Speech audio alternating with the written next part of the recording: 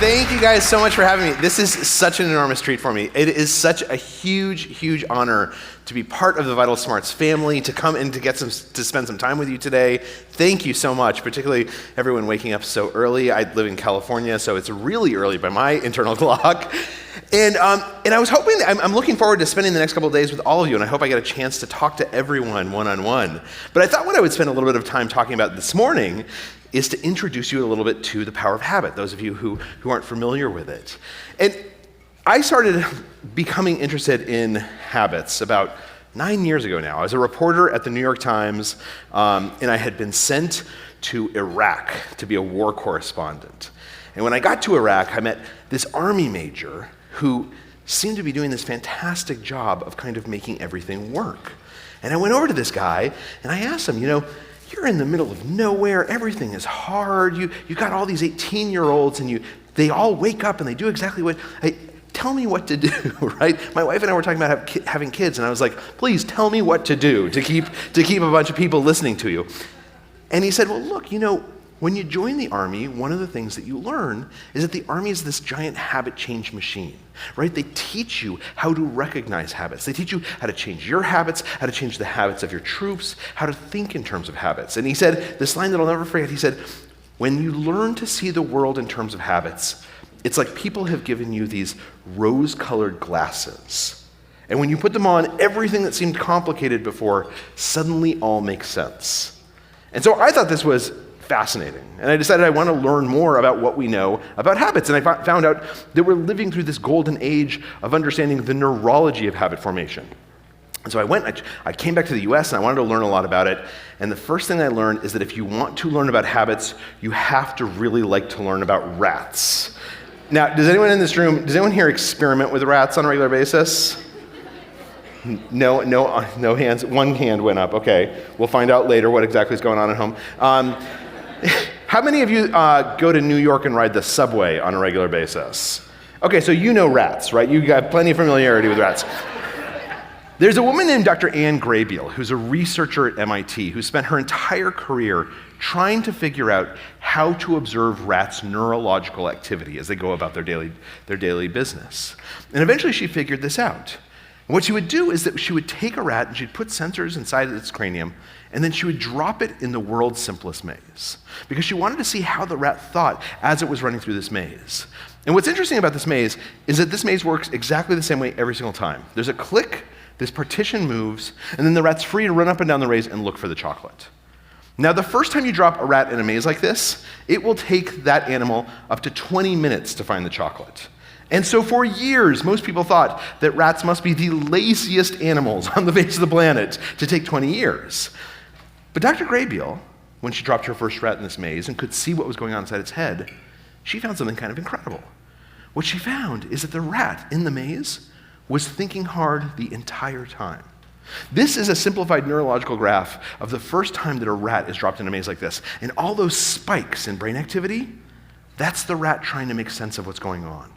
So you drop a rat in a maze, there's a click, the partition moves, and the rat starts scratching the walls, and the motor vehicle parts of its brain light up with activity. It starts sniffing the air, and its olfactory senses start to show a huge amount of neurological activity. It finally finds the chocolate, and there's this reward sensation that overtakes its entire brain.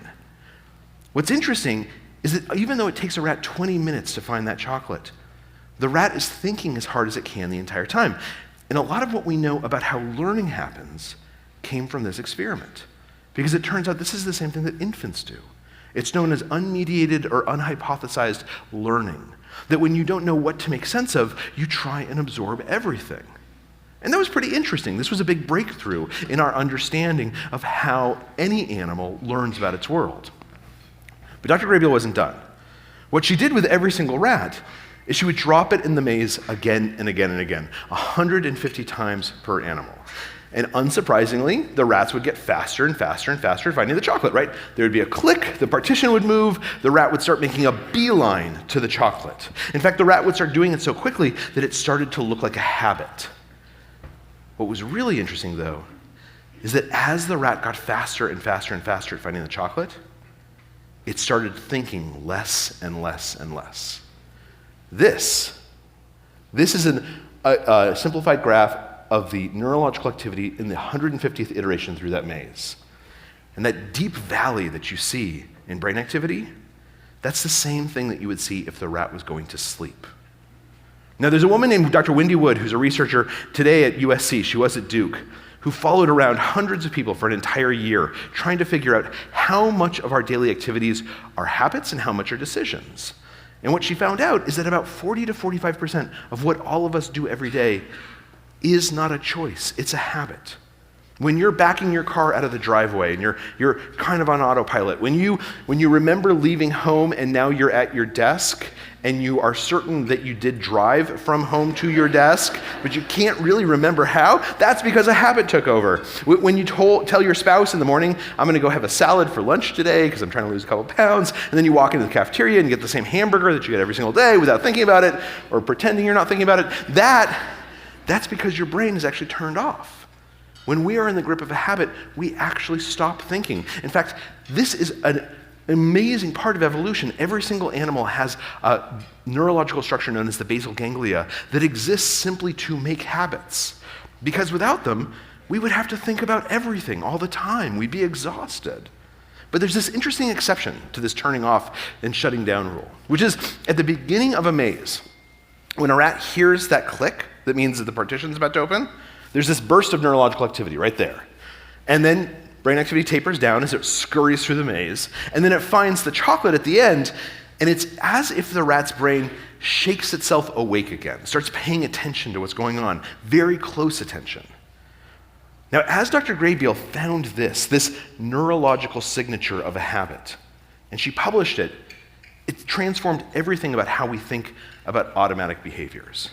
Because what it told us is what's known today as the habit loop. What the habit loop says in both neurology and psychology is that a habit isn't actually one thing. It's three things. There's a cue, which is like a trigger for an automatic behavior to start. And then there's the routine, the behavior itself, what we think of as a habit. And then finally, a reward. And that reward is why your brain takes that pattern and makes it automatic. There is a reward, even if you're not aware of it, when you back your car out of the driveway. There's a reward, maybe it doesn't feel like it, when you drive from your home to your office and get to your desk. Somehow your brain is celebrating that you just completed a chunk of behavior that it expected. And what's important about this is that for years, everyone from Aristotle to Oprah has talked about changing habits, right?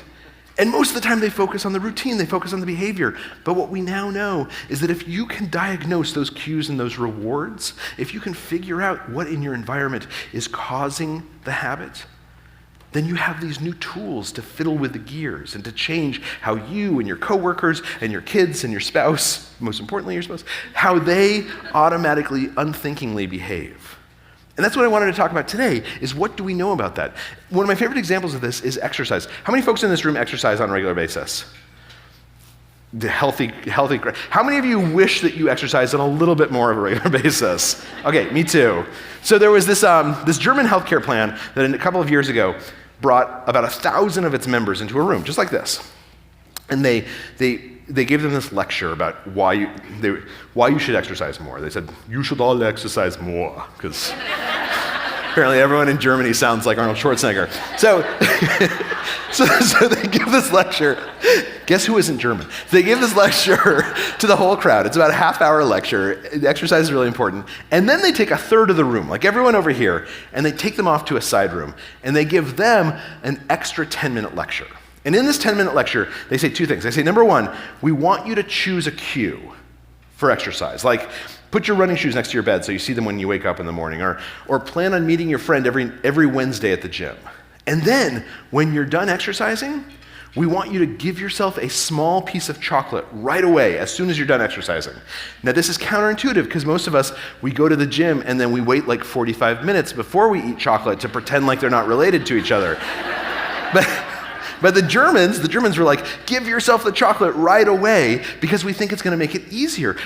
Once you have a reward there, once a cue and reward, it'll be easier to exercise. So 9 months later, they tracked down everyone in the room. Everyone on this side of the room, about 18% of people are exercising, what you see with any large population. This side of the room, 29% of people are exercising. And when they asked them why they were exercising, they said things like, I love chocolate. It's so good. But most importantly, what they learned is that if you teach people about the habit loop, if you teach them to recognize the cues and the rewards and start giving themselves cues and rewards, that it makes it easier for them to change their habits. And what we know is that some habits matter more than others. Some habits, when they start to change, they set off this chain reaction in our lives. Within the academic literature, these are referred to as keystone habits.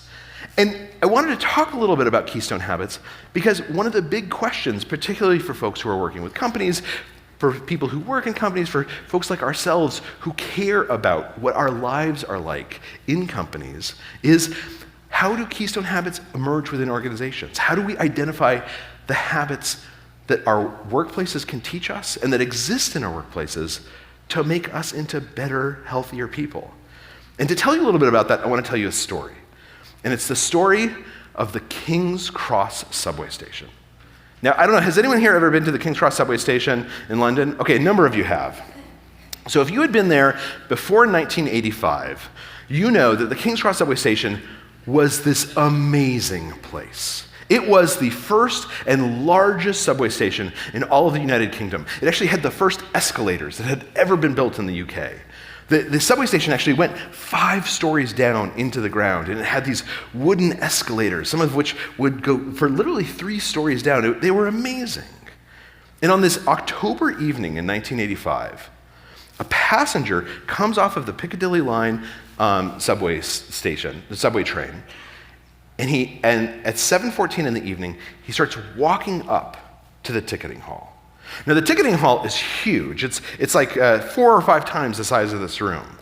And this passenger, he walks over to this ticket taker, a guy named Philip Brickell, and he says to Philip Brickell, hey, listen, I was just on the subway, on the escalator, and it smelled, I saw at the bottom of it that there was this burning tissue, which that doesn't seem good. You should maybe go take care of that. And Philip Brickell says, okay, I'm a ticket taker, but that sounds worrisome. He takes the escalator down, he finds a burning piece of tissue, he goes over to the rubbish can, he takes a magazine out, he beats out the burning tissue, and then he goes back to his ticketing stand to take more tickets.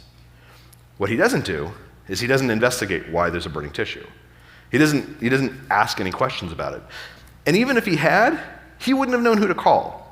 Because the thing about the UK subway system, the tube, is that it is huge. It transports 3 million passengers a day and has 19,000 employees. And it's so complicated that they have an organizational chart that looks like this. There's these 3 guys who are called the barons, and they each run their own little fiefdom. And they have lieutenants and sub-lieutenants. Philip Brickell actually worked for this guy right here.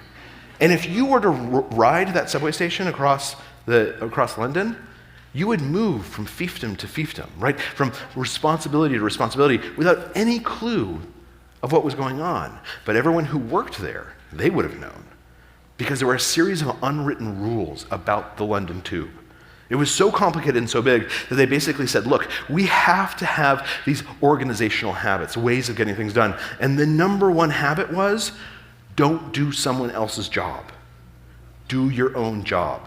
If it's your job to take tickets, take tickets. Don't become a firefighter. If it's your job to drive a train, drive a train. Don't try and become a tour guide.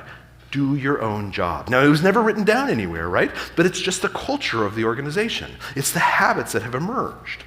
But differently, the underground had silos. And these silos were its organizational habits. So, back to that night in 1985.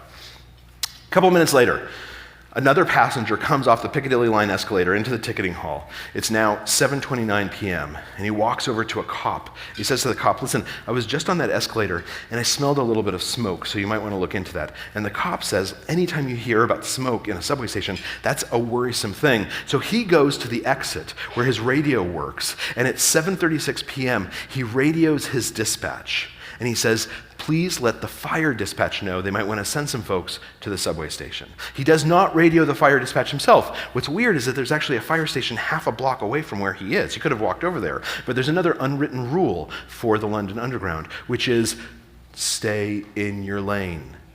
Don't freelance. If you're a cop, call cop dispatch. Don't call fire dispatch. couple of minutes after that, a train arrives on the Victoria line. And a guy named Derek Silver steps off at 7:40 p.m. And as soon as he steps off the train onto the platform, he knows that there's a problem. He can smell smoke in the air, and he sees people milling around, kind of looking panicked. You've been in situations like this, where people don't know what's wrong, but they know something's wrong. And he says to himself, this is terrible, I'm not getting off here. So he turns to get back onto the train that he had just stepped off of, but the doors have already closed. So he bangs on the doors, and the conductor can hear him bang. He sees the conductor. But there's another unwritten rule that's true for every subway system around the world, which is when you close those doors, you do not reopen them if you don't have to. And so the train pulls out of the station. And Silver, standing there on this platform, he starts to get worried. He says, okay, look, I need to climb the escalator up to the ticketing hall. And so that's what he does with everyone else. They start filing up. And when they get into the ticketing hall, he sees something. He sees this phalanx of firemen who have finally been alerted by the call that went from police dispatch to fire dispatch and told to go to the subway station. He sees this phalanx of firemen entering through one of the doors. But there's hundreds of people in the ticketing hall. And they smell the faint smoke, and then they look over and they see these firemen rushing in, and they all panic. And so they make a beeline for the exits, and the firemen can't make it in because all these people are pushing against them, trying to all escape at once. And at this moment, over 40 minutes have passed since the ticket taker saw that burning tissue, but no one has ever called dispatch and said, hey, there might be a problem here. Because it was no one's job. And so tragedy occurs. Because all the trains are still running, 3 trains come immediately into the station all simultaneously on the Victoria line, the Piccadilly line, and the Northern line. And as they do, they push in oxygen into the station in front of them. And this gust of oxygen coming into the station, all at the same time, acts like the bellows on this small fire that had been building underneath the Piccadilly line escalator. And as that oxygen hits that small fire, it causes it to grow much larger, much more quickly. Most importantly, it drives up the temperature to what's known as the flashover point. And the flashover point, for those of you who have never heard of it before, and I never had, is when a fire gets so hot so fast that everything in the immediate combustible area explodes into flame. And that's what happened. It was a small fire. It really didn't matter. But as soon as it reaches that flashover point, it ignites everything around it because there's so much oxygen. And because it's in this tunnel that's shaped upwards like this, containing the escalator, when that flashover occurs, it's like the blast from a shotgun shell at the base of a rifle. And it starts pushing all this fire up the tunnel until it explodes into the ticketing hall. In the immediate vicinity, the 30 feet that are around the entrance to the escalator, the temperature goes up 112 degrees in half a second. In the next 9 minutes, 31 people were killed. Now, the most terrible part of this tragedy, of this fire that took 9 hours for them to finally extinguish, is that 49 minutes passed from hearing about that burning tissue to when those people died.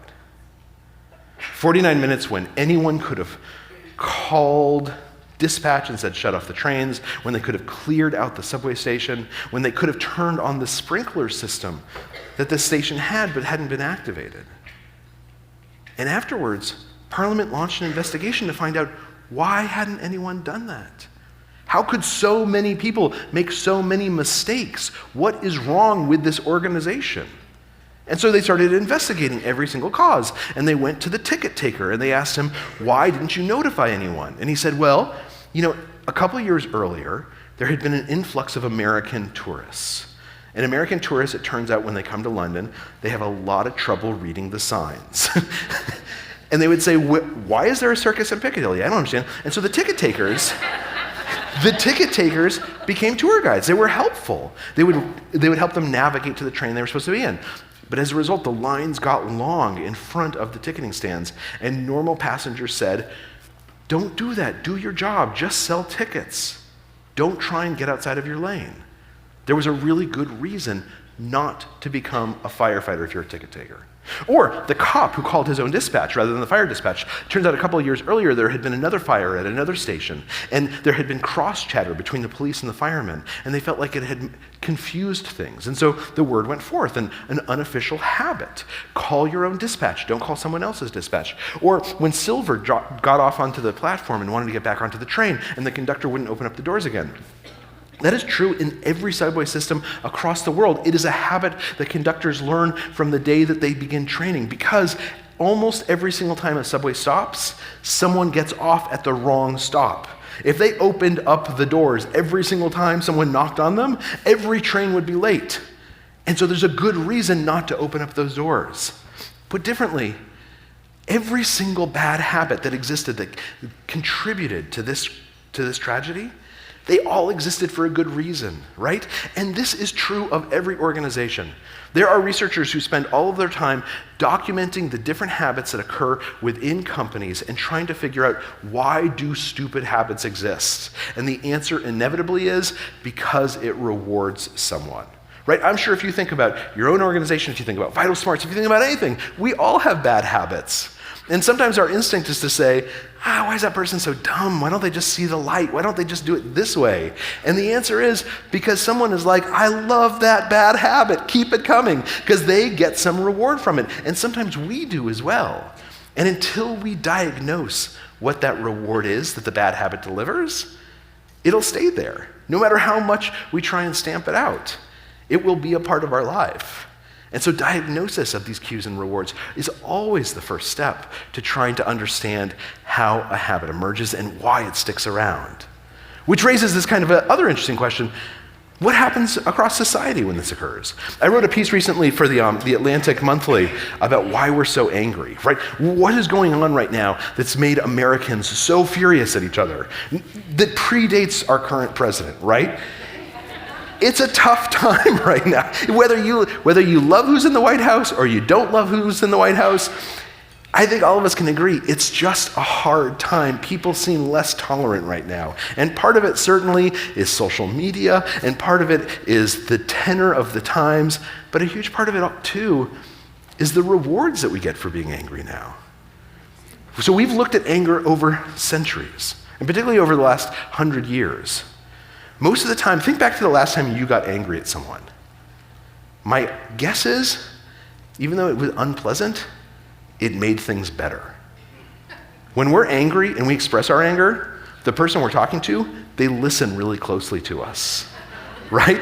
My wife listens really closely when I shout, and I listen really, really closely when she shouts back at me. And we tend to become more malleable. We all have habits built around anger. Anger exists because it's useful to humans. But now think about what's happened in the last 5 years. Now if you're angry online, it doesn't mean that people are going to listen closely to you, but it sure does feel good. People might applaud you. Then the crazier thing you say, the more likes you might get. All around us, these rules, these patterns of cues and rewards, they explain how and why we behave.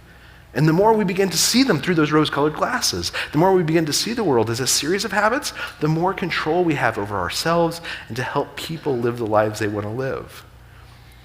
Which brings me to another question, which is, when you think about what bad habits exist in your organization, what rewards do they provide? When you think about the last thing you did something that you wish you hadn't done, what reward did you get from it? Identifying that will help you figure out how we avoid it next time. And most importantly, it'll help us build better companies. So when I was working on The Power of Habit and then the next book, Smarter, Faster, Better, Google reached out to me and they invited me to come spend some time with them because they had launched this big project. They wanted to understand how to build the perfect team, and they felt that habits might be part of the answer. So I went and I met with them, and they had already been working on this for like a year and a half. And what they had done is they have teams all over Google. They had gone and they had studied all of the teams, and they had tried to figure out what explained why some teams succeeded and why some teams failed. And they had collected literally millions of pieces of data. And their first hypothesis was the best teams are the teams where you have the right cast of characters, right? So for some teams you need introverts and extroverts together. And for other teams, you might just need introverts or just need extroverts. Or maybe the best teams are the ones where everyone's friends away from the conference room. And so that way, when they all get together, they all know each other, there's no tensions. Or maybe it's the opposite. Maybe you want people who are strangers, so there's none of that interpersonal drama that might emerge.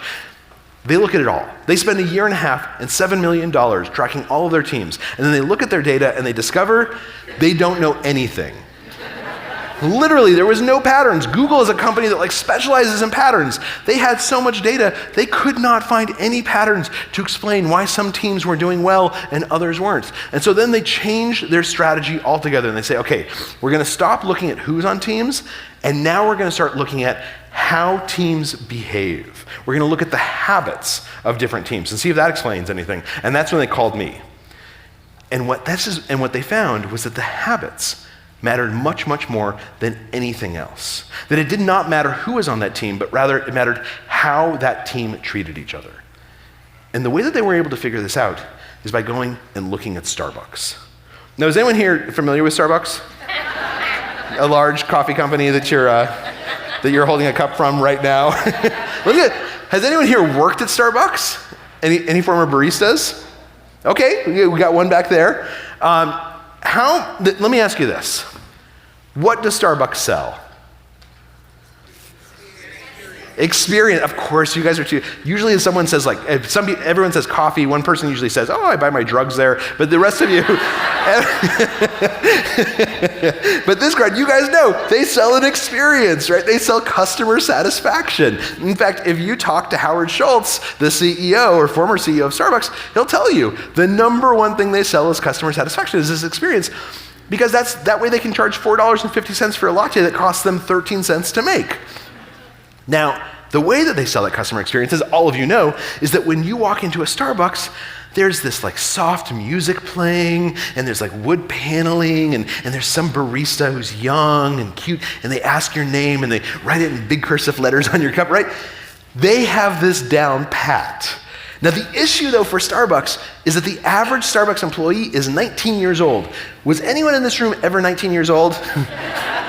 Let me ask you, did you make the best choices of your life when you were 19 years old? No, I made the worst choices of my life when I was 19 years old. And it turns out that the problem for Starbucks is that sometimes 19-year-olds, they act like 19-year-olds. And this can be disastrous. In fact, in an age of social media, let me show you how bad it can get. She was a loyal customer of Starbucks, loved the coffee, loved the service, but that changed a few weeks ago. This native New Yorker got steamed, not by what was inside her cup, but something written on the outside. That's what she called Nina Pineda, and ordered a special brew of fully caffeinated 7 on your side. And then when you looked at it, what'd you think? I was shocked. I didn't understand why. Why would they do that? Vicky Reveron is talking about this Starbucks cup. On the side, a Starbucks employee wrote what she ordered, a caramel frappuccino. But instead of scrawling her name on the side, she says he wrote the B word. It says B. My name is not B, it's Vicky.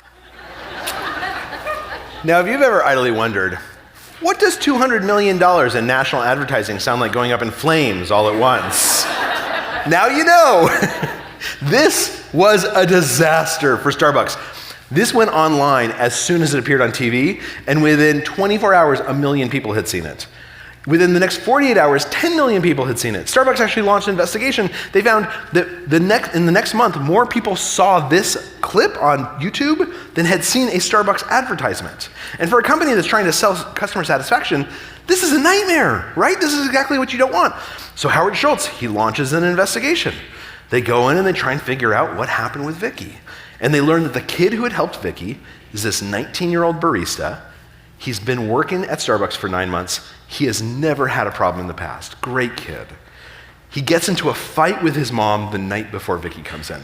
He sleeps 1.5 hours that night. He's 7.5 hours of an 8-hour shift. And then Vicky comes in. And I think we can all agree what he did is totally unacceptable, right? It is completely unforgivable. He also has the bad luck of handing the cup to Vicky, who looks at it and says, this is totally unacceptable. It is unforgivable. you're going to be sorry for this. She goes out, she calls a TV station. The TV station is like, we love this story, but we have all this other stuff. We can't be there for like 4 or 5 hours. Vicky's like, that's totally fine. I'll wait for you. She goes home. She puts on her nicest blue blouse. She comes back to the Starbucks. She drinks the entire cup of coffee. The real lesson here is like, do not mess with Vicky. Like, do not pull this, but most importantly, don't pull it for Vicky. But for Starbucks, what they find is that this is just part of a pattern, right? This is happening again and again and again. They have all these great baristas, 19-year-olds. They do a great job, and then suddenly one day, they just totally faceplant. They do something completely rude and unacceptable like this. They get drawn into workplace drama, and it's the same pattern over and over again. There's something that happens before a customer comes in. So they break up with their girlfriend, or they're fighting with their mom, or there's some type of drama going on with the manager. They just become emotionally exhausted, and then they do something stupid and totally inappropriate. And so Howard Schultz and his team, they say, look, what we really need to do is we need to teach these kids better willpower, right? We need to teach them how to make it through a shift without falling apart. And so they start looking at all the willpower researchers. And I know that you guys, a number of you know about this research, right? The most famous example of this is the marshmallow experiment, which I'm sure some of you are familiar with, where this researcher, Walter Mischel, he takes his daughter who's 4 years old, this is the 1960s at Stanford, he takes her and a bunch of her classmates, puts them in a room one by one, puts a marshmallow in front of them and says, I'm gonna leave the room. If when I come back, if that marshmallow is still there, then I will give you a second marshmallow. Now, I'm sure you guys have seen this before. I know that some of the Vital Smarts training involves the marshmallow experiment. It's always fun to watch, though. Let me show you what happens when you put a marshmallow in front of a 4-year-old. I'm gonna go do something and then I'll come back. It smells yummy. It smells really good.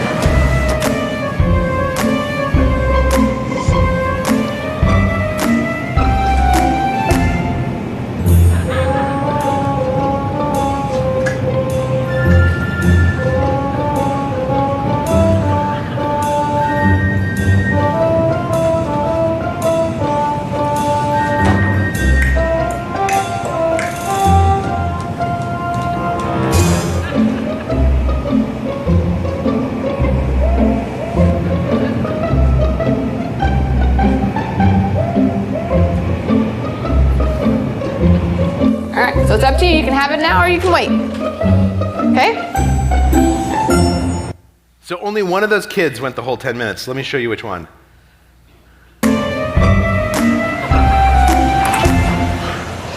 How'd you do? Did you do good? You did? Yeah. You wanted to eat it, didn't you? Yeah. So did I tell you to give you another one? Okay, now you can have both. You need them.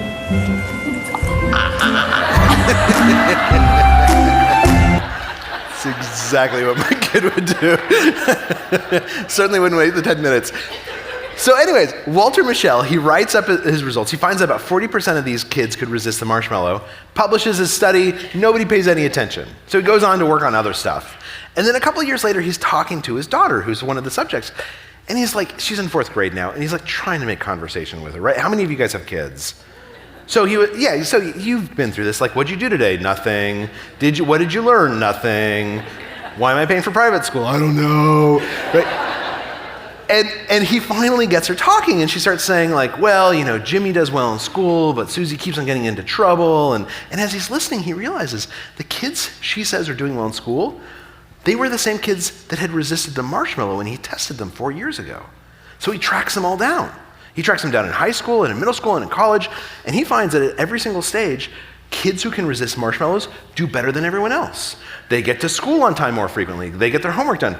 They're more popular in high school, not because they're like prettier or better at sports. They're just better at being friends. They get into better colleges. They get higher paying jobs. They get married earlier and stay married longer. You guys know all of this. Willpower is the single greatest correlate with future success. But the most important thing is he learns you can teach willpower. You can teach kids how to resist the marshmallow, and the way you do it is you make it into a habit for them.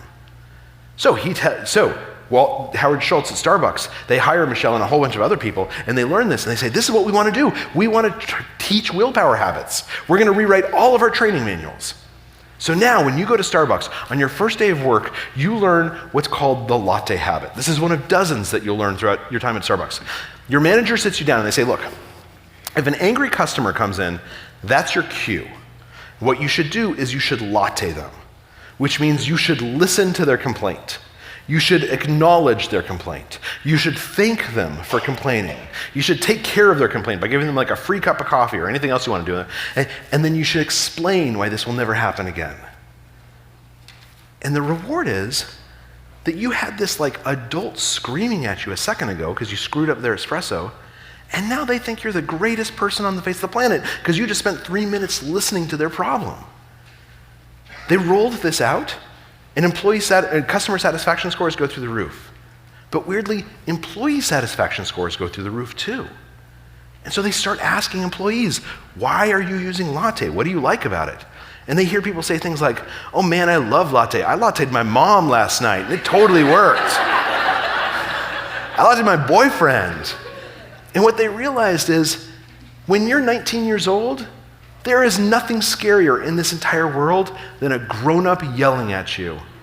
Your instinct is to run away or to fight back or to write some rude word on their cup or to do something stupid. And here Starbucks is telling you what to do, making it automatic, teaching you to recognize your own cues and rewards in a way that empowers you.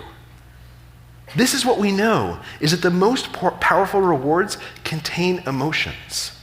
That when I teach you as a 19-year-old how to feel like you are in control of a situation, you will do that thing again and again and again because it just feels so good. And the reason why I love this story so much is that when I was reporting it, I met this kid named Travis. Travis is now in his early 20s. The first time Travis saw his dad overdose on heroin, he was 9 years old. At the time, his mom was in prison on a prostitution charge. And Travis is kind of just lost, right? He ends up dropping out of high school. He moves from Lodi, California, which is like a terrible place, to Fresno, which is a slightly less terrible place. And he gets a job. Is anyone here from Fresno? Sorry. He gets a job at a McDonald's. And he lasts 37 minutes at a McDonald's because on his first shift, he's serving customers, and he feels like this one customer is being rude at him because she's staring at him kind of hard. So he reaches into her bag and takes out her chicken and McNuggets and starts throwing them at her because he's freaked out, and he gets fired. If you were looking for a recipe for roadkill in life, this is it, right? Parents are drug addicts, mom's a prostitute, can't hold down a job at a fast food restaurant. This is essentially the road to homelessness. And then Travis, almost by chance, he gets hired at Starbucks. And they teach him the latte habit and dozens of other habits. They teach him how to understand himself. And that was like 4 years ago. And today, he oversees 2 locations. He has 40 employees. He oversees about $2 million a year in revenue. He just signed the first mortgage to buy a house. This is a success story. I mean, right? Like, this is what we want to support in life. And the reason I'm so excited about telling you guys about this, the reason I'm so excited about partnering with Vital Smarts, and I'm so honored that you might take some of these learnings and bring them into the world, is because every company has the ability to help people like Travis. We know why people behave the way they do now in a way that we never have before. We know how to train people to understand their own cues and rewards. We know how to help you and your kids and the people you work with become the people we want to be. The real reason I got interested in habits is because I couldn't figure out why I couldn't make myself exercise and why I ate so much. I feel like I'm a smart guy, and it would drive me crazy. It made me feel terrible about myself. But now I know, right? Now, all it takes is someone explaining to you, there's these cues and these rewards. Let me help you understand how to identify them. Let me help you have a habit mindset so that you can tap into those automatic parts of your life that otherwise seem out of reach. I hope that all of you get a chance to take some of this, and I'm so thankful and honored that you might, to bring into the world and to help find other Travises and to give them the lives they deserve. Thank you so much for having me. Have a great conference. I look forward to meeting you in the hall.